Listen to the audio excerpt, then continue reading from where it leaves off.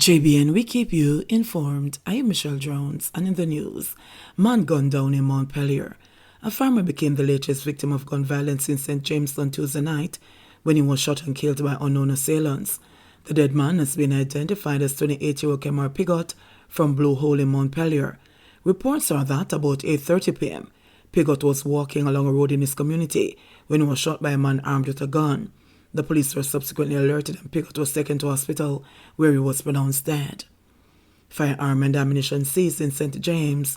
The St. James Police Division seized one Glock 9mm pistol with a magazine containing 7 9mm rounds of ammunition during a joint police-military operation in Greenwood, St. James on Tuesday.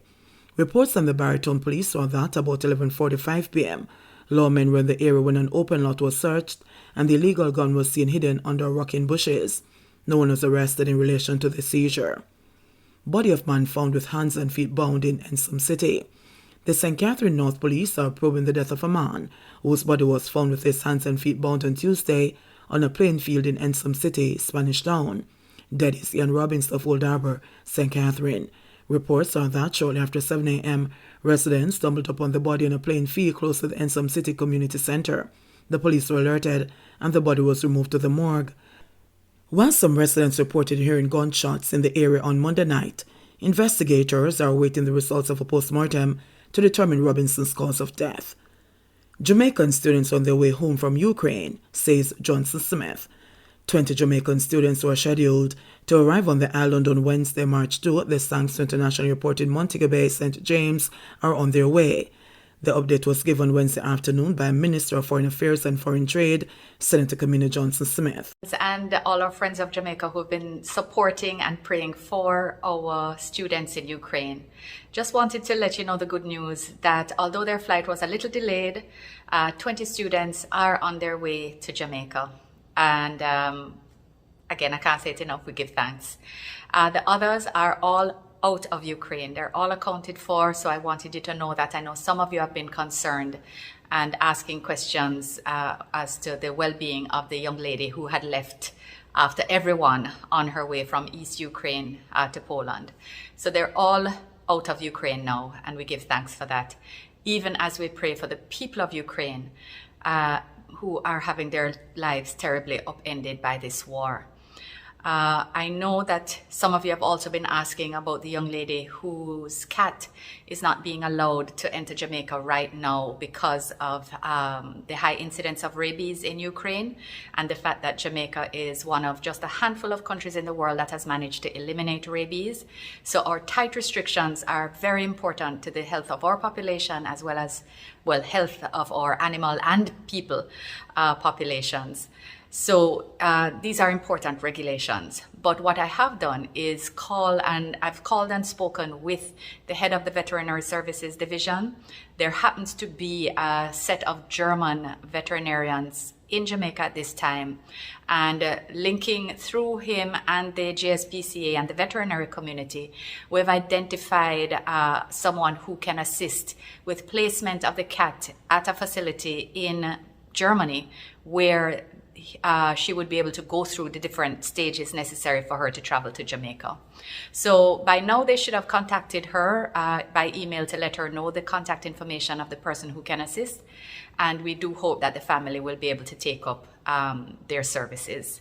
So again, Jamaica, thank you for all your prayers. Please keep them up for the people of Ukraine, that there will be a cessation of hostilities and a return to sustainable peace. Bless you all, and bless Jamaica land we love. Send him home, please. February 26 was the last time relatives of 65-year-old Clyde Taylor saw or heard from him.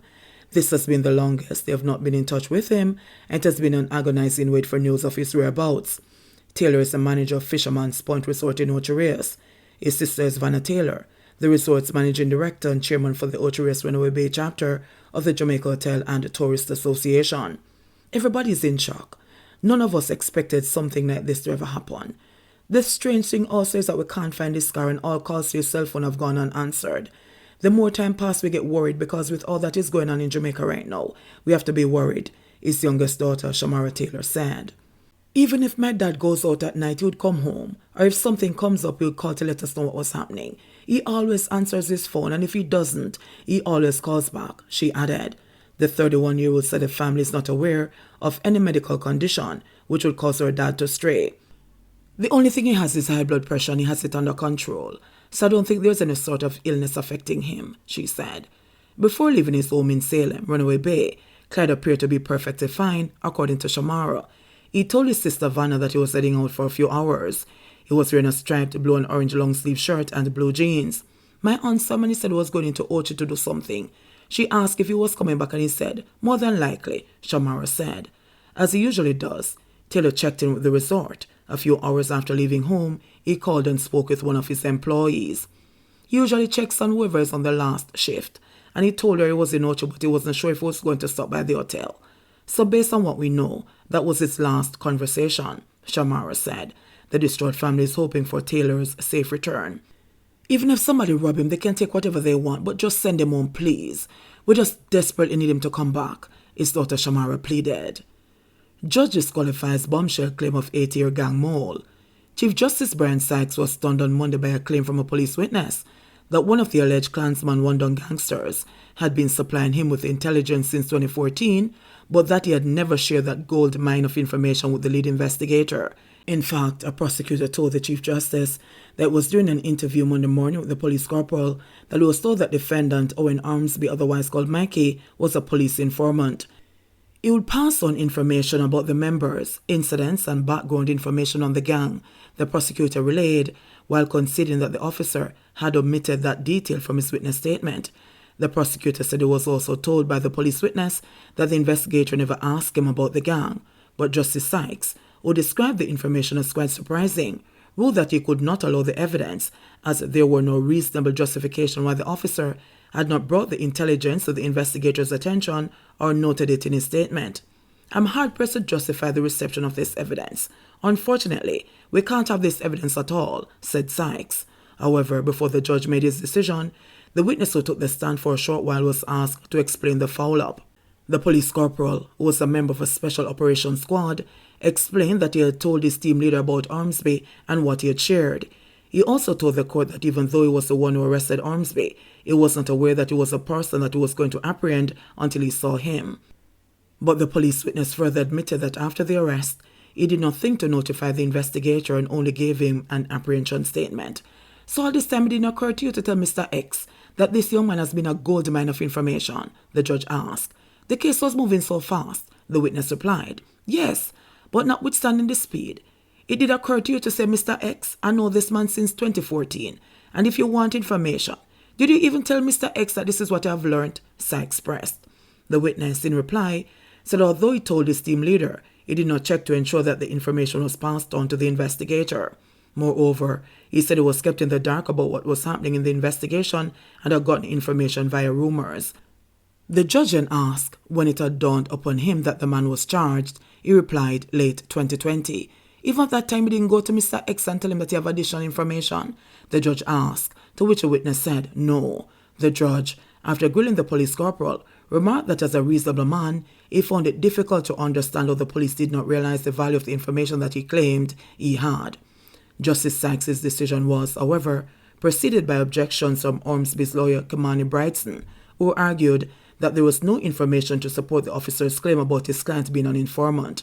Meanwhile, later in the proceedings, the court was shown photographs of one Don gang graffiti written on walls in Jones Avenue, Spanish Town, said to be the headquarters of the criminal organization. The words "one black man" and "one Don gang" were observed in the photos. The abbreviation PNP, People's National Party, was also observed in one of the photos scribbled multiple times alongside one Don gang. The community is politically aligned to the PNP. The photos were all admitted into evidence. The reputed leader of the gang, Andre Blackman Bryan, and 32 other alleged gang members are being tried on an indictment with 25 counts under the Criminal Justice, Suppression of Criminal Organizations Act, and the Firearms Act. Jamaica reports 26 new COVID cases, no deaths. Jamaica on Tuesday reported 26 new cases of COVID-19 and no virus-related deaths in the 24-hour period.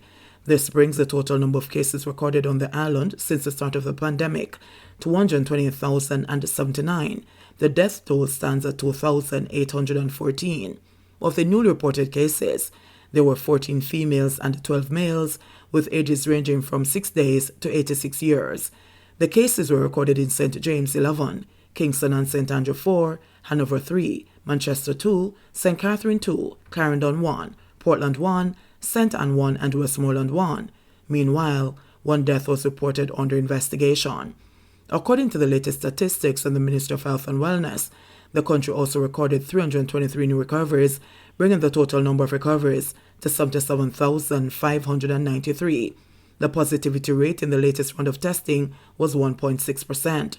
There are 600 active cases on the island. JBN, we keep you informed.